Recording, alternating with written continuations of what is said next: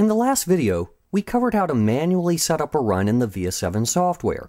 We'll now look at the second approach to populating a new real-time experiment file with setup information, using .edt or template files. Say I've just manually done the setup for a new run, as I showed you how to do in video 1. I've selected the appropriate experiment properties, including experiment and chemistry type. I've entered target names here.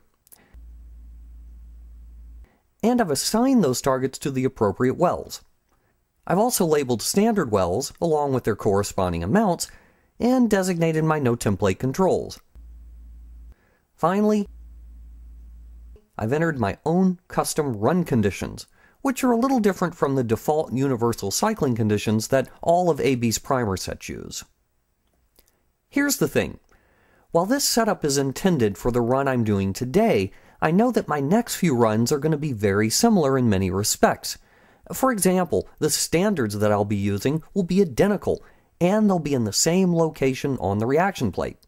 Perhaps even the gene-specific assays will be the same, since I have lots of samples to analyze in my study using those genes. The only difference among all of my upcoming runs will be the names of the samples. Well, here's a way to save a lot of time. Whatever is going to change in the next run, in my case just the sample names, I'll omit that information for the time being. I now go to Run, then to Save. But instead of saving this experiment as a regular run file, which I'll do in just a moment, I choose Save as Template. I navigate to the Templates folder, which can generally be found by backing out to the Config folder. Here it is, Templates. Now, I could save the file somewhere else if I really wanted to, but saving the file here will make things easier. Let's give the file a descriptive name, Big Liver Cancer Study, and save it.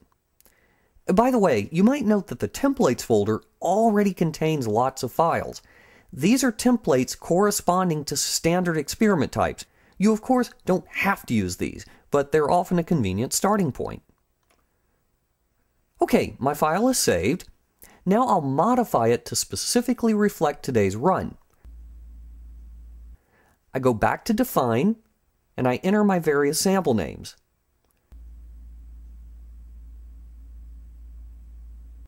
When that's done, I go to Assign, where I add those samples to the appropriate wells.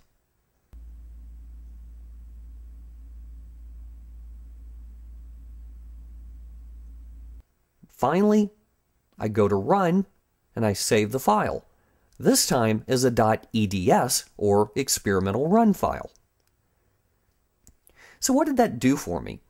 Well, say it's now tomorrow, and I'm ready to set up a new run as part of my big cancer study. Instead of going through the whole process of manually entering setup information, I simply click Template on the software's home screen. That takes me directly to the Templates folder, where I saved the .edt file yesterday. And here it is. Now I click the file name and Open. And what's important to know is that I can't actually use this template file to initiate a run, since it's not a .eds file. But that's a good thing. I don't want to. What I want to do instead is make any changes to this file that correspond to today's run. That being, of course, to add sample names, and then to assign those to their respective wells. All other information, experiment and chemistry type, standards, run method, etc., is already correct. Once I'm done, I go to Run, Save As. Very important, I don't want to choose Save since this will alter my template. The default is to save it as a .eds, exactly what I need. Assuming the plate is in the instrument, I can now start the run. Since I did a Save As, the file that's displayed here is now the run file. The template remains unaltered in the Templates folder, ready for use the next time around. Well, in the next video, we'll talk about a third way to enter setup information into a new experiment file, by simply copying and pasting.